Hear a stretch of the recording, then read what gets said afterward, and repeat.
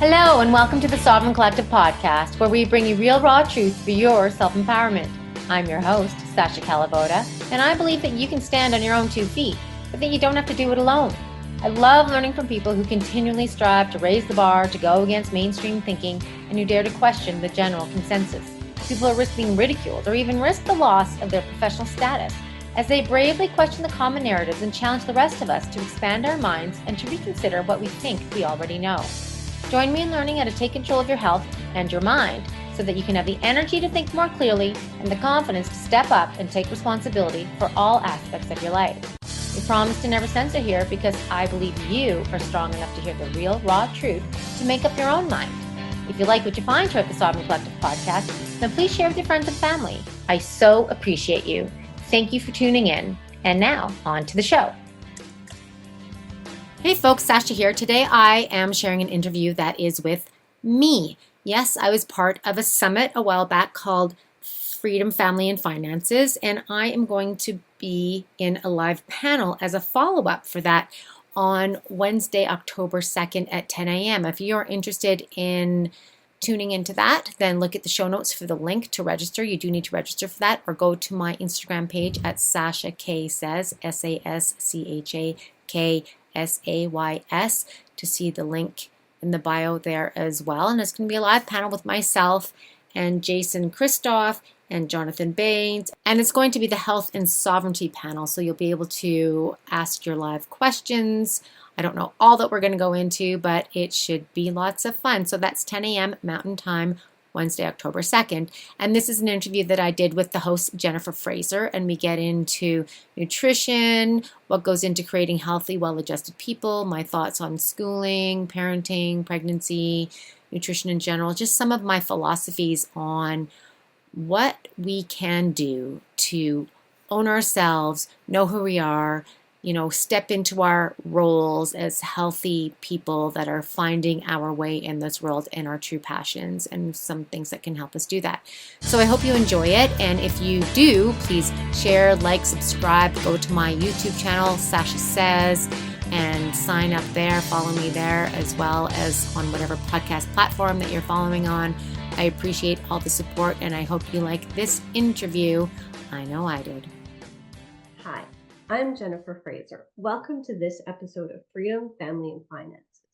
We are going to have another excellent conversation around actively creating the change we want to see in Alberta as it relates to holistic nutrition and the importance of prioritizing our own and our family's health in our everyday lives. I'm really excited about today's conversation as I get to talk with Sascha Kalivoda. She is a speaker, educator, podcaster, and holistic nutrition expert. Hi, Sascha. How are you? I'm really good. How are you? I'm good. For those of you who don't know, Sascha has a background in chemistry and nutrition. She is on a never-ending quest to understand what true nutrition and wellness look like, constantly seeking for the fundamental basics that each of us require to thrive to our fullest potential. One of her major missions is to help seekers reconnect with the cycles and signals of nature to regain the life-giving information of our ancestors. Becoming a mother in 2009 changed her forever and further ingrained in her the desire to inspire others to reassess their priorities and put their family's health at the top of their list to preserve the health of future generations. She strongly believes we can have a world of healthy, happy, and robust people, as that is our birthright, but we have to decide to make it so. Thanks for that, Sascha. That's wonderful background on who you are. Tell us why you think holistic health and proper nutrition is so vital for our bodies, our minds, and our spirits. Well, the thing is, when it comes to holistic nutrition, first of all, I have a big, broader definition of what that is. It's your life. It's your inputs. It's the people you hang out with. It's with the news that you're constantly bombarding yourself or not. It's the environments physically that you're in. It's your food. It's your everything, because that all is informing us. It's informing our biology. It's informing our subconscious, and it's shaping who we are, whether we're aware of it or not. And in this day where we have a little bit of poisoning in every single aspect of our lives. And if we have any awareness around how the body works and health and wellness, then I believe it's really our duty to own it. And we have to preserve these natural, not these natural, these traditional traditions, because our kids are growing up with nothing. They have no information. I used to work at another shop years ago, and I remember I had a couple women show up to me in their 20s, and they're both like, I wish my mother would have taught me this. I wish my parents would have taught me this. I know nothing. I'm learning from scratch. And that's the problem. It's our birthright to be healthy. It's our birthright to have practical skills. And what does that look like? It looks like a lot of different things. It's not the same thing for any one person. But if we don't have that one, then we will never discover the power of who we are. And two of my top values are freedom and health. And if we don't have our health, then we won't have our freedom. If we don't have our freedom, we won't have our health, right? They really are very intimately connected. And so if we preserve this knowledge and if we own it and embody it, it doesn't mean you have to be completely, like, a lot of people are a slave to it, and that's not healthy either. But then we can perpetuate health down the line. We have to stop looking at the immediate solution. I'm hungry now. I better go to that drive-through. Like, no, we got to look beyond ourselves, and we have to look beyond our children. We have to look many generations forward and look at what did generations do in the past. So I don't know if that answers your questions, but for me, health is it's all the inputs in your life. And that's why for me, when I'm on my health journey and on my freedom journey, I'm looking into all aspects of everything: energetic, financial, environmental, right? All of it, because it all has its role in building a healthy, happy body mind, which there is no separation. And so that consciousness part of it is huge too, because that can build confidence and know-how, which is also going to in fact impact our physical expression as well. Absolutely. And so, for someone who is looking to get into optimal health, what are the natural cycles that you speak of? So there's natural cycles. So we live in a world where we can get any food, any time of the day, from any part of the world at any time of the year. And that's not how we evolved. That's not how we grew up. So for me, we have to look at cycles of the seasons of the year. So I just made the best ice cream yesterday, which I made with ingredients from my farmer, and just delicious. But I'm not making ice cream in the middle of winter. I don't think about it. I don't desire it. I don't think it's seasonally appropriate. There are different foods made available to us at different times of the year. And when we tap into that, we serve different needs of our body for different nutrients at different times. We feed our microbiome in different ways. We also satisfy that need of, oh my God, I haven't had cherries for a year. I get to eat cherries for 2 weeks. Now cherry season somehow is much more extended in this part of the world, but we can binge on foods, and then we get that fill, and then we can't wait. It brings excitement. It brings very differing nutrition at different times of the year. And there's an intelligence in what nature provides that our linear thinking minds, we think, oh, kale's good for me today. I'm going to have kale every single day, or I'm going to have a salad every single day. We have to look at the temperature of food. We have to look at the way it's been prepared. We have to look at where is it growing, how is it grown, and when is it available. Do we have to be neurotic about it? No. But I don't eat salads in the wintertime, but now I'm eating cilantro and pesto and salad and ice cream, and I'm loving it. And it brings a whole new excitement to what I'm putting in front of me to eat every day. So that's one cycle. Then we have to look at, as women, we will very well know there's monthly cycles. So really honoring who we are as women in terms of where we are in our cycle. But then there's also cycles of our lives, right? There's cycles of where we are in our life. Are we a young teen exploring? Are we becoming a young parent or an older parent? Are we, like, is it a time to experiment with all these different ways of eating before we've had our babies? Or do we go with tried and true tested methods of traditional ways of eating? There's those kinds of cycles. And then there's this light and dark cycle. We live in a world we can flip on a switch at any time and have the brightest light at any time. And so that light information is another important part of your nutrition. So if we get up and go out in the sun and, inform our body, oh, it's this time of the day, the body knows how to set itself. And it's a way to inform the body of what should be happening inside the body at different times of the day. But when we look at our computers, say at 10 o'clock at night, and we try to go to sleep, well, we've just told our body that it's high noon if we don't have blue light blocking glasses and blue light blocking software. And then the body's like, oh, I don't need to make melatonin for hours. So it's nowhere close to going to sleep. And so that circadian rhythm is another huge thing. And everything has a circadian rhythm. A plant has a circadian rhythm. Animals have circadian rhythm. And we have circadian rhythms. And these are the rhythms that when we are living with the cycles of nature and the cycles of light and dark, the body has a rhythm and it keeps things in check. But it's pretty confusing these days and things get thrown off. So those are just some of the cycles, I would say, the harvest cycles, all that kinds of things. And even the seasonal cycles and light and dark cycles affect how much sleep do we need? At what time do we eat? What temperature do we prepare our food? There's so many different things. So we're so disconnected from that natural rhythm because we don't need to follow it anymore. It's not essential. It's not, we can do whatever we want. It's so true. And so what do you say to people who, eat out all the time, who, don't eat fresh fruits and vegetables? They're eating all these processed foods instead. They're out drinking all the time. How do you help them understand how harmful that is to their bodies when they do it on a regular basis?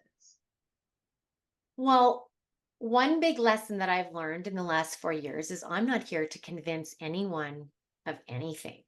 I thought that, there was a time where I thought, we can do this. I mean, this is common sense. So, number one, I'm not here to save anyone. I'm not here to convince anyone. It's just not why I'm here. But if somebody comes to me and asks me, I might start informing them of what kinds of things they might be finding in those ingredients. Like, first of all, I can't even, I don't go out anymore at all pretty much these days because I can't stand paying that much money for the poor quality ingredients that I know are going into most places. And if you want good ingredients, then you're going to pay for them. That's for sure. But so I don't convince them. And I tell them, first of all, it's your choice. You have to decide. You have to make a decision. And it doesn't mean you have to go without your favorite foods. You might want to find a better source, or you might want to start making things at home with just moving over to a better choice of ingredient. So that's the thing. Like I make burgers, but it's not a burger you're going to find at most burger joints, right? It's grass-fed beef, it's sourdough or sprouted grain buns. And not that I'm neurotic about it, but I really enjoy, I love food. I love sharing food. I love being with people and sharing good food. I love making it and baking it and growing it and whatever. And you can have this amazing nutritional meal that looks like it's something that you could get at a drive-through, but you won't. So they have to choose and they have to make a choice and just look at, what are I also don't want to give it too much power because I think sometimes we give too much power out of you have to do this or you have to do that. And there's a huge mental component, right? But if somebody's going to have something and they're stressing over it, then that stress is also going to do a lot more harm as well. But also pointing out some things where there could be some obvious deficiencies, right? So that's the thing is people, I look at, okay, so say they have some symptom of, I don't even know, like they're obviously dehydrated in some way.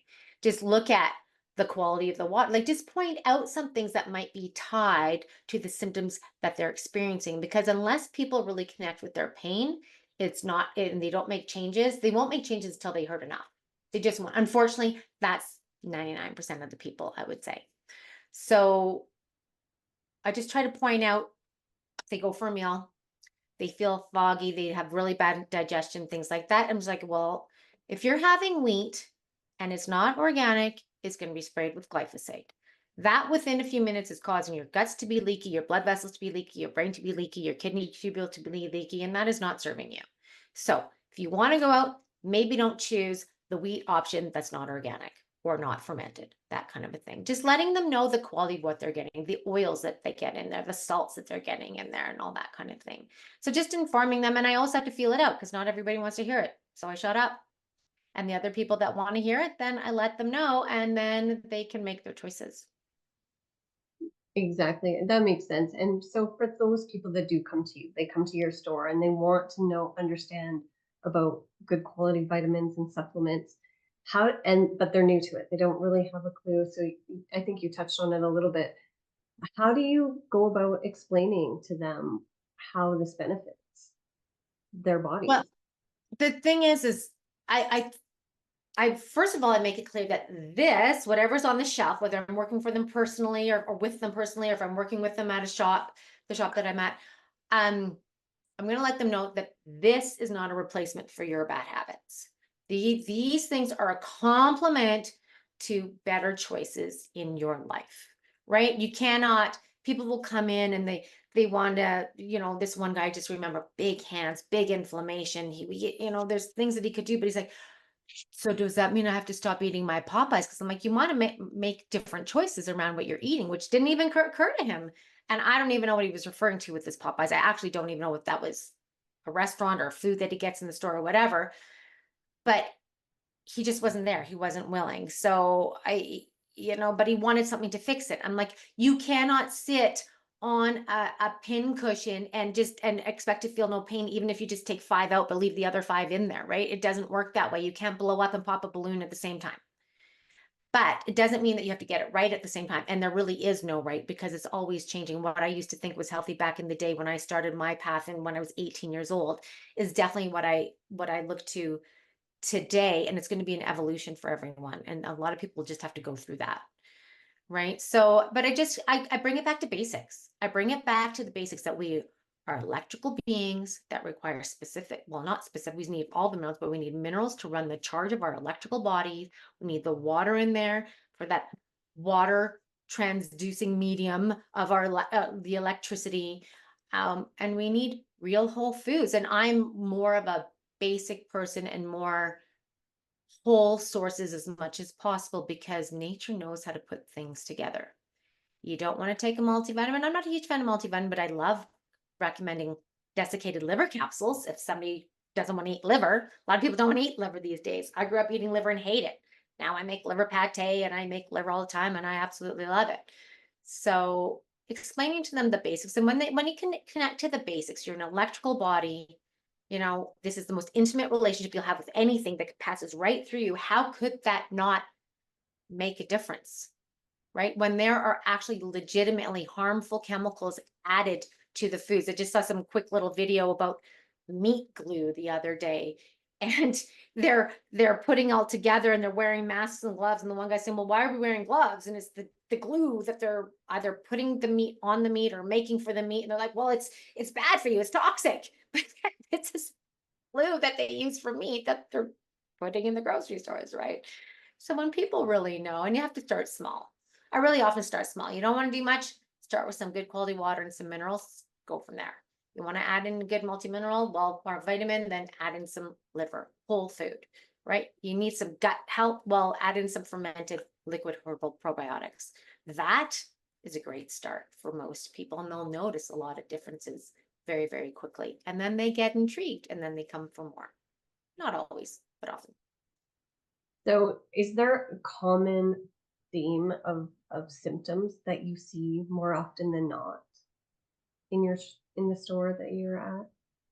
There's a wide variety, but definitely there's a lot of pain and inflammation, a lot of pain. There's a lot of anxiety and mood dysregulation, right? There's a lot of people dealing with a lot of emotional angst, whether they be depressed, they're anxious, they can't handle. Like, that's the thing. One of my goals is to help create healthy, well-adjusted, robust people.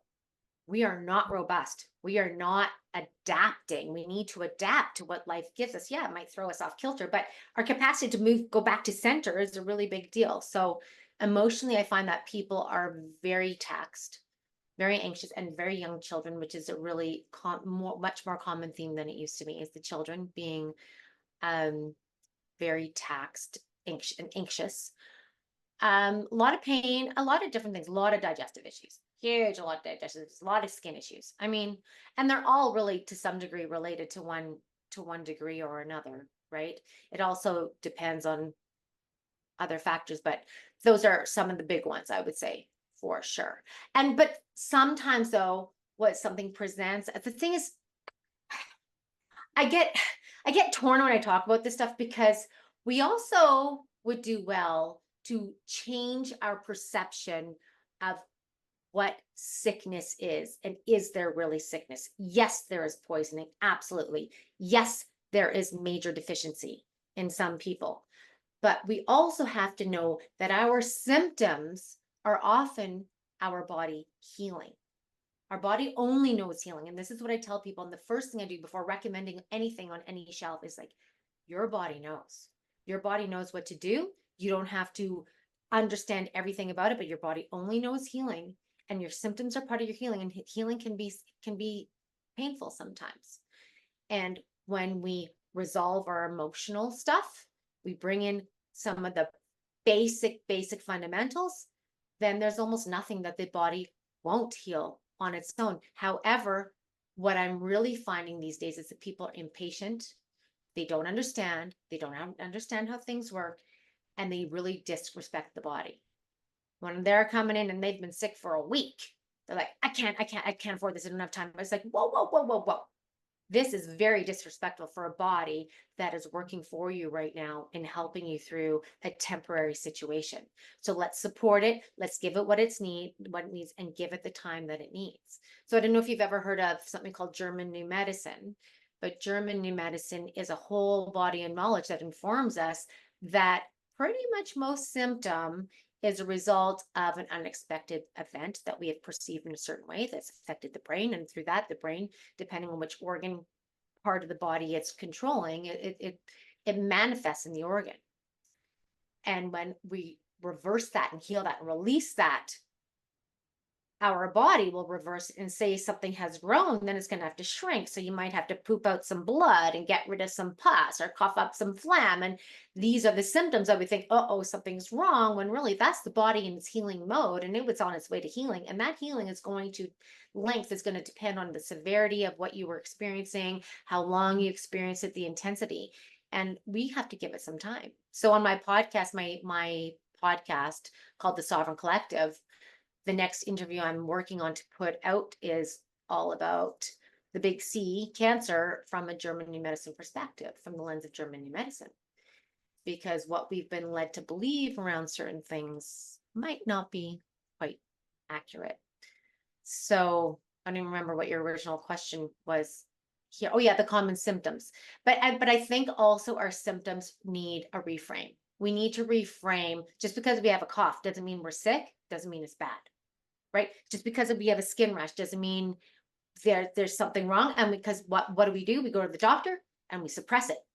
We live in a world of suppression medicine. Cut it out, burn it, drug it, suppress it, put some cream on there, suppress it. Suppression is never the answer. Maybe very, very, very temporarily to mitigate a very dangerous situation where, say, for example, some massive swelling could cause some serious repercussions, but that long-term suppression of our symptoms, never the answer. They're there for a reason. And if we cut the wire to the fire alarm, and the fire's still going, doesn't mean it's not going just because you can't hear the fire alarm anymore. That's so true. And I mean, and that goes back to, like, we're suppressing things, and it goes back to even, the cycles of light, and how, people, it's all instant gratification. They want their TV now, they want their food now, they want everything now, and they want to be fixed now, and everything is about speed. Yes. But at the same time, they've created this environment for their body that is not allowing it to be at its, but we can't, people aren't happy now. And it's so sad. So you just mentioned your podcast, Sovereign Collective. What does Sovereign Collective mean to you? Why did you name that? So the Sovereign Collective started, that whole title came between a group of us that meet every week, and we were going to start something with the whole advent of the craziness of the last 4 years. We're going to create this thing, and we were trying to think of a name, and we came up with Sovereign Collective, meaning that we each have the power within ourselves to do what we need to do, and we need to own it as that sovereign being without being dictated to as to what to do, how to do, what to put in our body, all that kind of thing. But we don't need to do it alone.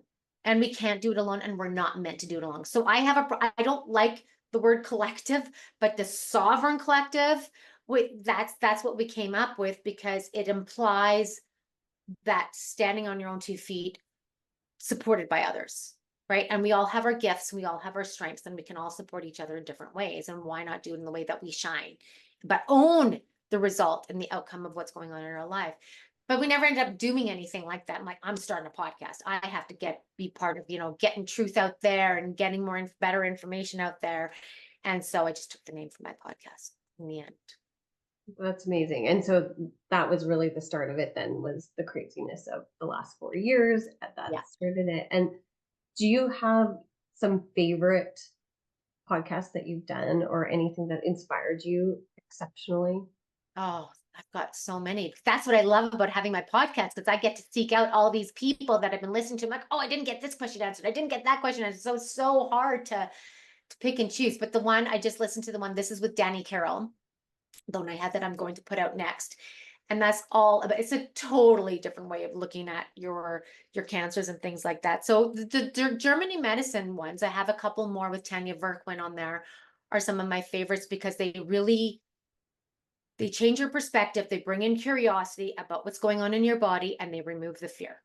And they empower people. And if our children were taught this right from the get-go, then we would be living in a completely different place, where we didn't take our heads off and give them over to the so-called experts and depend on these institutions to take care of us, when they're doing anything but taking care of us. So those are some, but the latest one that I have up right now, I've been a little bit slow getting them out lately, is on fascia. And that is a mind-blowing topic. Lymph and fascia, those are some of the latest ones, and they are mind-blowing, and really, to me, one of the basic fundamentals. I'm not versed enough in fascia to really talk about it and teach classes on it, but I've been teaching classes on the lymphatic system, because it's a fundamental basic, and it's all about flow, right? Not stagnation, removing flow. So those are some of the more recent ones. Kelly Kennedy is the fascia one. I'm going to interview her again next month. Anna Ray, all about fascia. It's because you literally, when it comes to fascia, there are so many different ways that you can work with fascia. But the fascinating thing about fascia is that it's literally the mind-body connection in the physical. Right. It imparts it all, like our nerve endings are going through there, our meridians are going through there, our muscles are bound up in there. You cannot separate that mind body. It is a mind body. But the cool thing is there's so many different ways to work with it and release it and create healthier fascia. And some ways will actually lead to remodeling of the body. So much so that Anna Ray increased her leg length when she started this by 1.75 inches. So we literally can remodel our bodies with good movement through fascia, but also through that we release the emotional stuff, and we get the flow going, and we release our lymph and allow it to flow, and it's so interconnected. So that's my latest craze. But I mean, I don't know if there's any that I don't like, because I've had a few people reach out to me, but I usually reach out to the people that I want to talk to. So it's really good, folks. Check it out. I love it. Definitely amazing, for sure. So the fascia discussion that you just said, the first thing that came to mind was mycelium. And so I don't know if you want to talk about the connection between fascia and mycelium. Well, I see fascia as the mycelium of the body. Yeah. I see, like, the mycelium is the internet of the underground from the mushroom world that transports nutrients and water and intelligence underground and keeps these living ecosystems healthy and strong and robust. And that's really what the fascia is in the body. It's the internet of the body. It's the mycelium of the body, and it's all connected. And it's like from the toe to the ear, we're all connected. And healthy fascia can glide independently, and it's this fluid system. It's actually fluid based. It's not necessarily, it's mostly fluid rather than solids, and it looks like this crazy spider web. And healthy fascia, when it is healthy, allows you to move and to not be so stuck. Like, it has a lot to do with our pain patterns and our inability to move freely, because what fascia does is, say we've had an accident or we've had a repetitive bad posture, it twists and grabs and holds on with this high pressure, and you can't massage it out. You can't just rub it and it will release. It needs to be melted or it needs to be moved in a very specific way. So a lot of people's chronic issues are that stagnation. And the old philosophies, the Eastern philosophies, right? They really focus on the removal of stagnation and bringing in flow, whether it be energy or lymph, of which fascia is a big thing, or even now fascia is becoming more and more of a topic. But that stagnation is never the answer. So it's just a huge. That's my next deep dive that I'm in the middle of because it just blows my mind. That sounds great. I think we'll come back to maybe some superfoods and stuff. But before we get to that, Mhm. you said in your bio, it talked about you becoming a mother, how it changed your life. How did it change your life? And was that the same time that you created your, I think it was conscious pregnancy and parenting guide? Yes, yes. So when I was pregnant, so I had my son in 2009, and when I was pregnant, I was just hit by the enormity of this. It's like nobody talks about that you are responsible for developing and caring and bringing into this world, not just a baby that's alive when you birth it, but like everything. It's values, it's ideas about the world, its capacity to emote healthily, right? There's so many things that go into creating a healthy, well-adjusted child. Now, you don't have to have all the pieces, but I went down hard. So, yes, I created a program called your Conscious Pregnancy and Parenting Guide. When my son was about 2, I put a whole bunch of interviews together with all these people because it starts before conception, right? In this part of the world, we just think, okay, I want to get pregnant. I'm going to start trying now. And then 2 years, I better have another one. And 2 years, I better have another one. We don't think about the resources that it takes to have a baby physically. We don't think about the type of parents that we want to be. We just go into the system and think it's all there for us. But we got to look at what is the state of the conception? What kind of birth do you want to have? Do you want to have a hospital birth? Do you want to have an empowered birth? Do you want to be at home? Birthing is a natural, it's a natural function of the female body, right? So what do you like, even looking into the future? Do you want your kid to go to an institution called school? Whose values do you want to impart? Like there's so many things to look at when we're having our children. So it's like, oh my goodness, I went from everything from looking at diaper free to like the continuum concept and Jean Liedloff to hypnobirthing to birthing in water to, the conception and just, the brain development and how the brain waves change in those early formative years, how important they are to forming who we are in our worldview. So all of this, it just, it for me was a really big deal. And I loved being pregnant. And I just wanted to know everything about it. And it's not that you have to be neurotic again about getting it all right, because none of us do. None of us do. But I think that we can bring a little more consciousness into how we are bringing our children into this world and how we're raising them. I Mhm. think that's really beautiful. I mean, and that's so true. So many of us don't even, or so many people don't even consider what Right. they're going to do with this child. And often I see people treating their children like little adults, like they're supposed to, understand their adult jokes and adult this, and it sometimes blows my mind. Or they're so busy on their phones that they can't spend time with their children, or they're so busy working, or they're so busy doing something, or they're so keeping their kids so busy that the parent child bond can't even form fully. And what advice would you give to parents who haven't realized that all of these distractions are hurting their children? Well, number one, there's a lot of guilt and regret in parenting. So you did the best you can do. So, first of all, this is not about guilt. This is about knowing better so that you can do better. That's the one thing I always tell people, if I know better, I can do better. So, I remember writing on this one, I can't remember talking about breastfeeding, and I was just comparing, your commercial formula to breast milk. And people take it as a personal attack. Well, I can't breastfeed, but it's like this has nothing to do with your capacity to breastfeed. This is better information so that you know. And then maybe you want to make your own. Maybe you want to do a different choice. Maybe you want to do some more research. Maybe you want to put more effort into doing it. But it is true. Like everything all the baby gear, even before all this tech stuff. It's all about separation, right?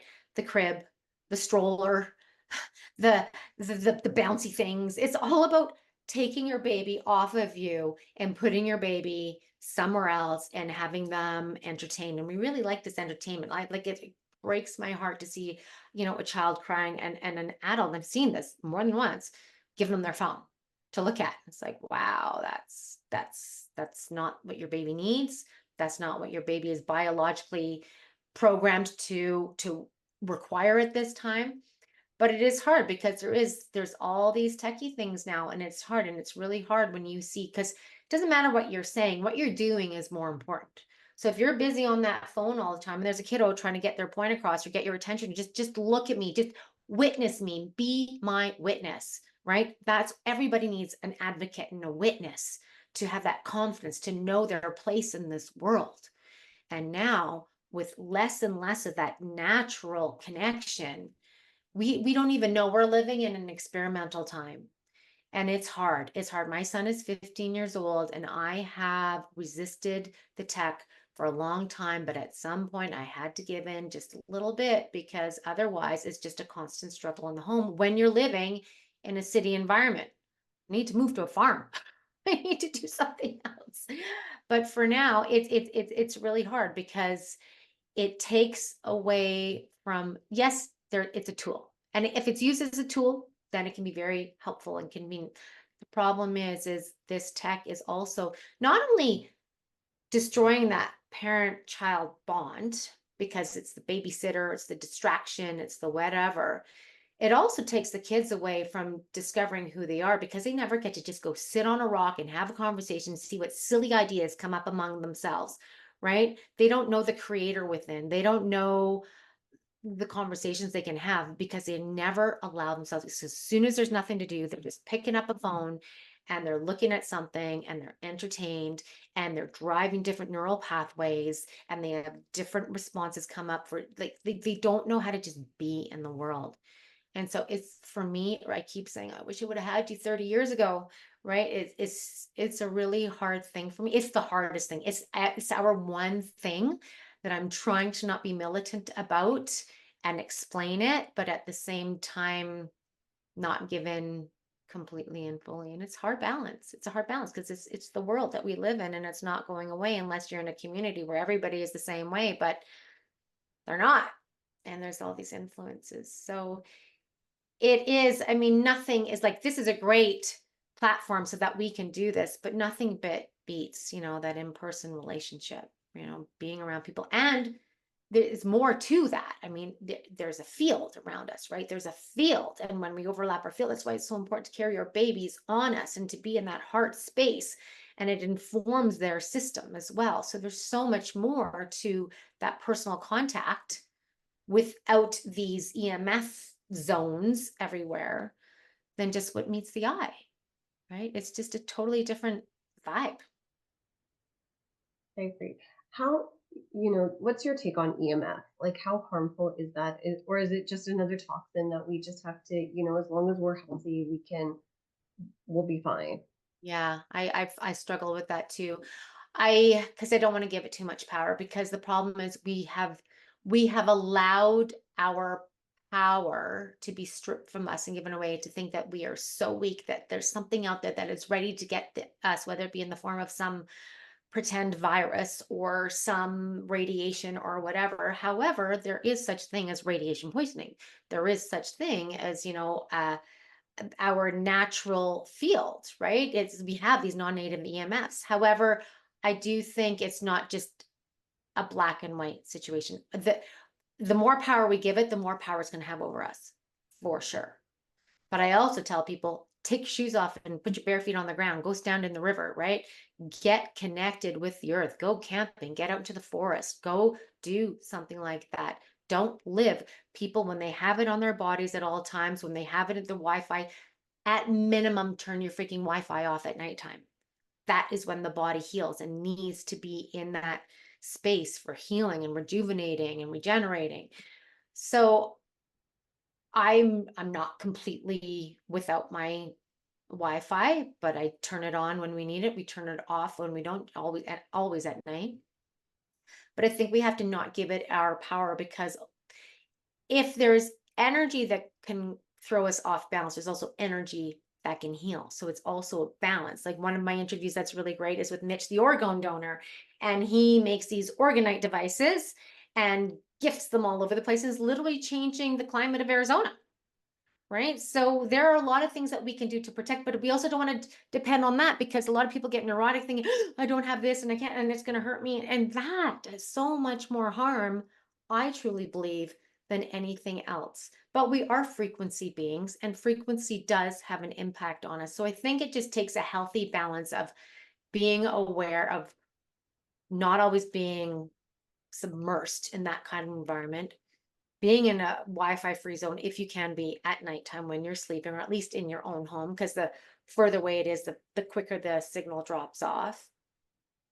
And just, it also depends on what are you putting in your body, because there is a whole cocktail of things being offered to us, and I do believe they work together. So say you have more metals in your body, or say you've injected yourself a few times with something, I do believe it's meant to work with the grid. Right? So that will also impact us, but starts with knowing who you are. And when you know who you are, when you take back that strength, I think we can overcome a lot without giving it too much power. I think those are wise words. Thank you for that. Mm. Mm. Did you hear that the Alberta government announced that they are going to remove cell phones from classrooms for I have children? not. Yeah, so they announced that, I don't know, in June sometime, I believe. And but yeah, so it was like 65,000 parents pushed for that. That's And amazing. yeah, like, so I mean, to me that's promising that people are starting to kind of get that technology is not as great as it's supposed to, especially for our children. The idea that you would even have it in the classroom and be is such a distraction too. It's like we Exactly. do not to be need to be. It's also that addiction, that is that the requirement that, oh, somebody messaged me, I better look. It's like, no, you can look after you're done eating, or after your class, or whatever you're doing right now, after this game that we're playing. That is not something that needs to be at your side 24/7. Right. So that's really good news. I don't listen to the news. So no, I haven't heard it, but I'm really glad to hear. And sorry, did you say to what ages that is? I think it's all K to 12. I really believe that's true, but I don't quote me on that. Oh, that is exciting, because I don't think that's a place for the phones. They don't need to be there. That's great. Exactly.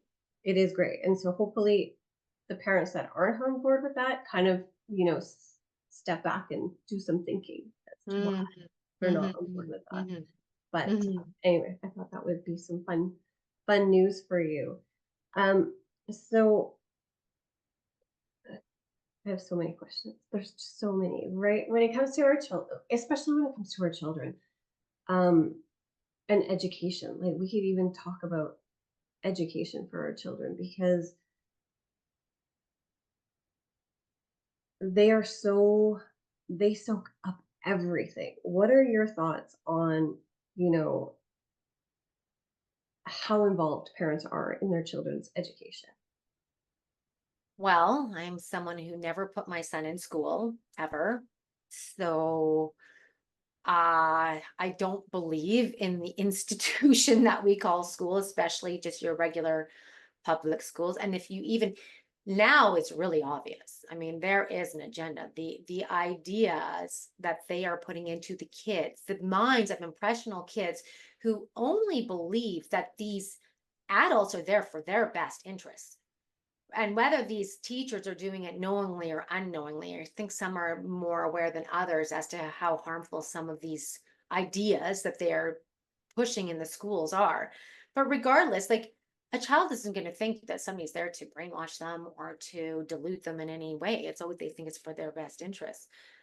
But even if you look at, so it's very obvious now. I mean, I looked at some of the curriculum, some of the books that were allowed in the Alberta curriculum, and it's horrifying in terms of the sexual content and the type of sexual content. It is outrageous.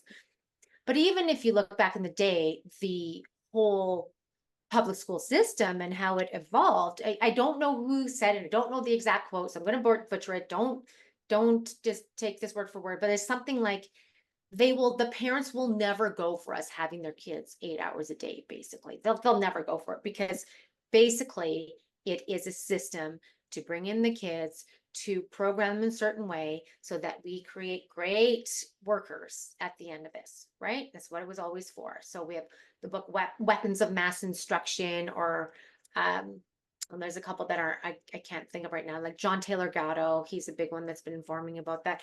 But the schools were never created for a benevolent purpose.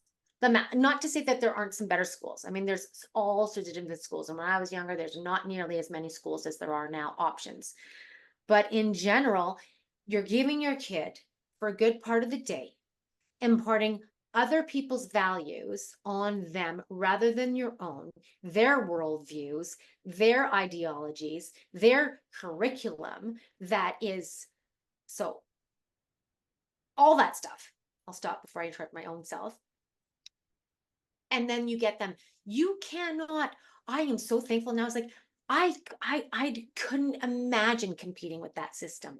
And then you might say, "Oh, we got good values at home, and we've got, my kids are smart." Day in, day out, year after year after year, by submitting them to that, many will change. They are so influenceable. And the church knows that you take a kid when there's up until 6 or 7, and they have them for life. Like they know there are people that know how this works. So the early years, like putting your kids in preschool and kindergarten. So I'm like, oh my God, I just registered with our Alberta school. Like you have to here. I mean, I'm going to other stuff, but you have to register at 6 years old. And I waited till the very last minute. It was like, there was no school.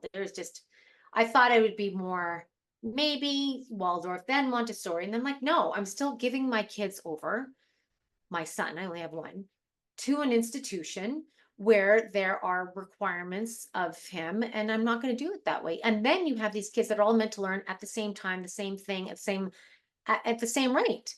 It's like, well, what about the plumber versus the architect versus the artist versus, why do we expect them to excel all at the same time with the same topics? And when they don't, they get labeled, they get graded. And in the end, who cares? Do I remember anything that I get tested on in grade 8? And does that have any impact on my life whatsoever today? Absolutely 100% not. It's nonsense for the most part. But it doesn't mean that we can't have good teachers and good things if you want to learn a topic thoroughly.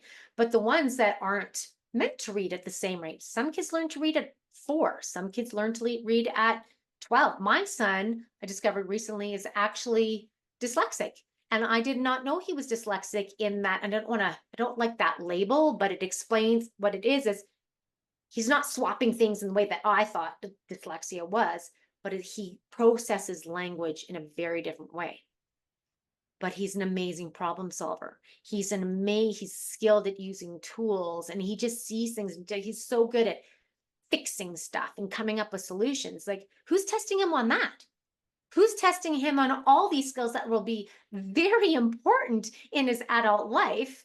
But yet he's like, I remember, I had to write a report on the Aztecs or on, I don't even remember some of the things that I wrote on, and maybe it was interesting, but it's not impacting my life, right? It's not impacting who I am and my gifts that I'm bringing to this world. So I have very strong opinions on no curriculum. However, before I go on, some kids do better with more structure. My son does not. Structure, whenever we try to even get some kind of a rhythm, just doesn't work out. That's okay. Some kids would be very anxious if they don't have that structure and that rhythm. So when you have them at home, not only do you get to share and see how they develop, you get to impart your values and your ideas of the world and your worldview, but you also get to structure it for them because they are the ones that matter. And here we are just trying to, like my friend's daughter, she was telling me her daughter, they have the CNN 10 in their class. So they watch a 10-minute excerpt of CNN, and then they discuss the news, rabbit ears here, anybody knows anything, that's like getting your news from the Inquirer. Like, good Lord, that is a joke. It's like, I couldn't imagine my son sitting through that for one day, unless he's going to point out all the holes and everything and try to have some critical thinking brought into it. But, so this idea that all the kids are measured at the same rate, the same time, and doing something to the sound of a bell and then quitting it, like, we're teaching them to not be able to be focused. A kid who is interested in something should be able to spend the time that they want to spend on that time and not do it according to a clock, doing it according to a schedule. So there's so many things wrapped up in that whole idea of requiring kids to go to school to learn specific subjects for a specific amount of time at the same rate, relatively speaking. It's just preposterous in my mind. And in this day, it's even more obvious what the purpose really is for school to be there, right? Well, and then I think back to a book that I've been reading, Hold On to Your Kids by Dr. Gordon Neufeld and Yeah, read that a long Dr. time ago. Gabbard. Yeah, it's such Mm, a great book, but it mm, it even talks to when you have peers um, who are basically raising each other right. because the parents aren't raising them, and you can't have a single teacher raising 30 children or 20 children. And so it becomes this peer oriented culture, and how immature so many adults who already grown up that way are, because they didn't have proper um, parental not even supervision, but just connection.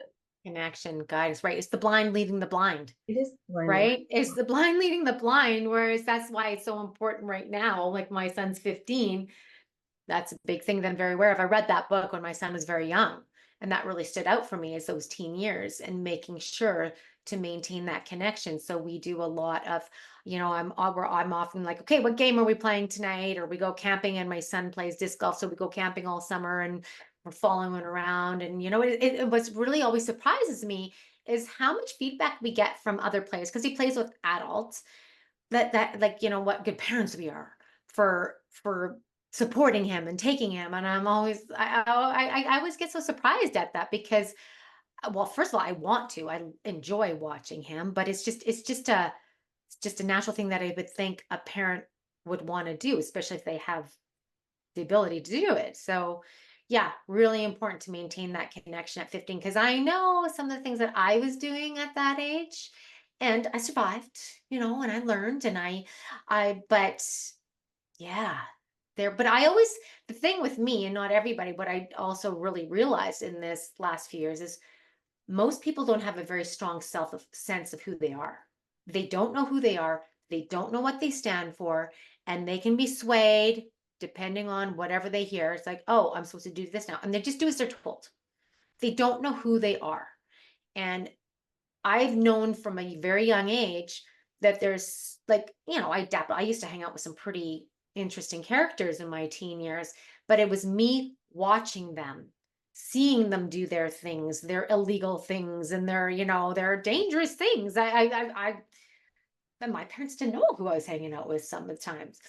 And, but I never knew. I never worried about becoming that, but I did see some people that weren't, and then they went into that and they never recovered. So that's another really important thing, I think, in the whole raising your children, is raising a child who is rooted in themselves, who does not seek the approval from others.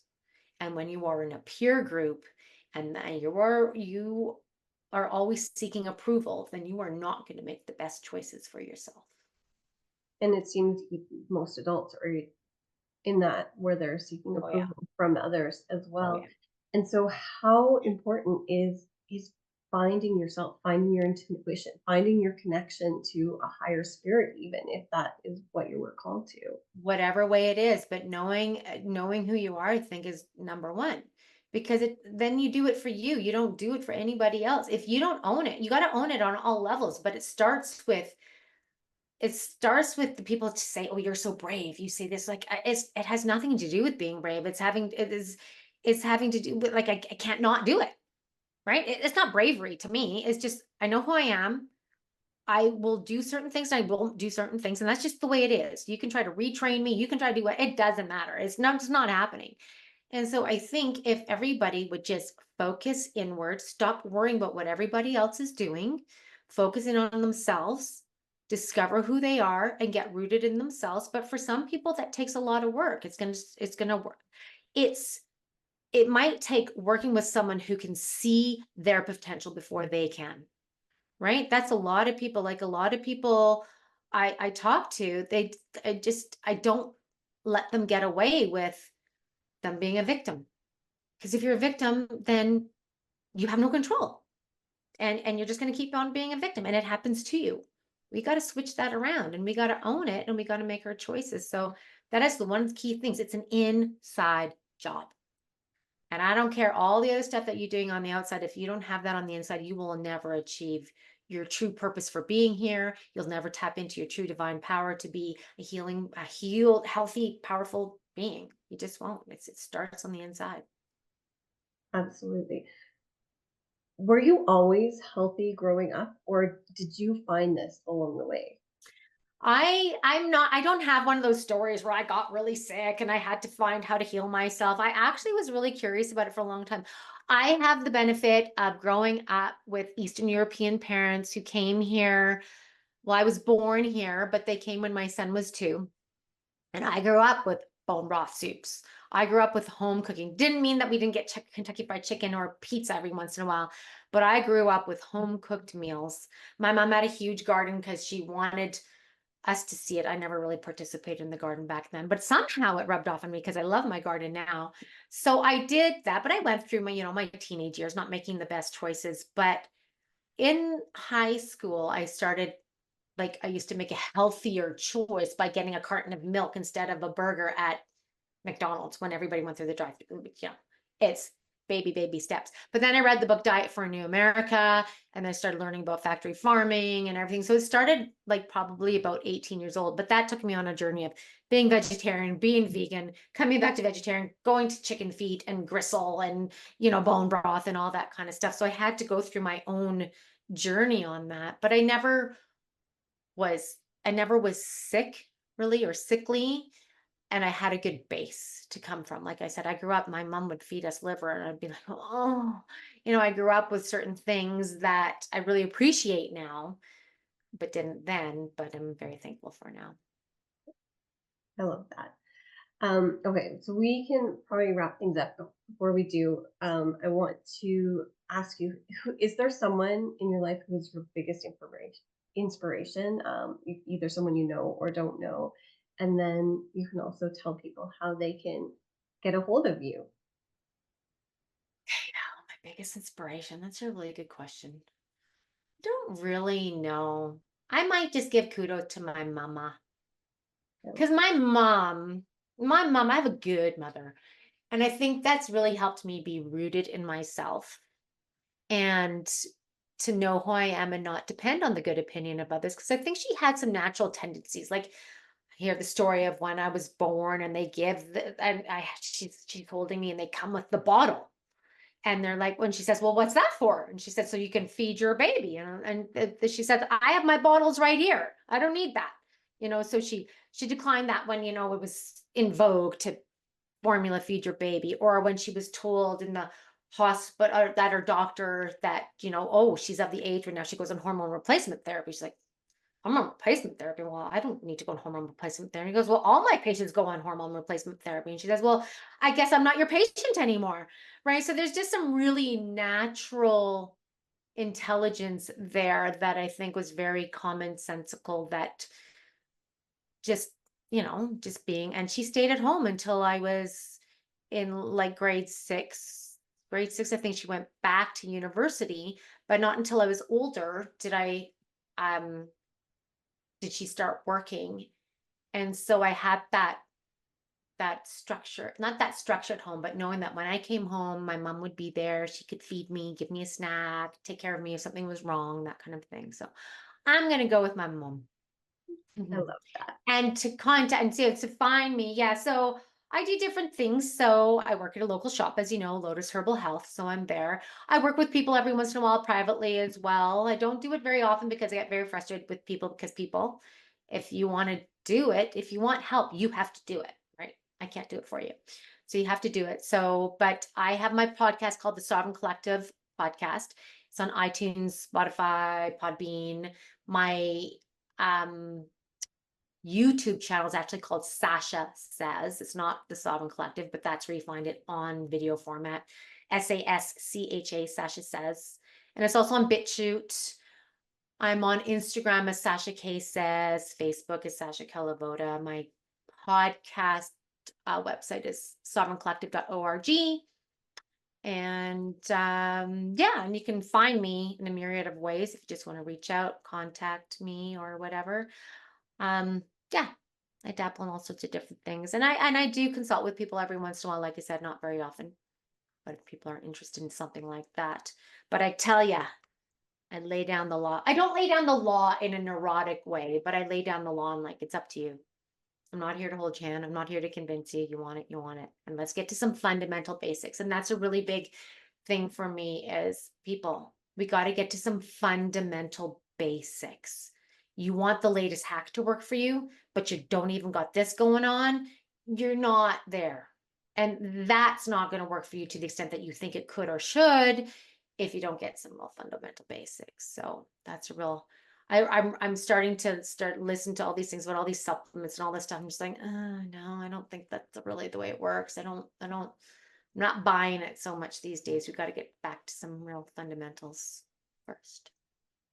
I agree. So thank you so much for sharing your wisdom, Sascha. It was such a pleasure talking to you. I really appreciate all that you do.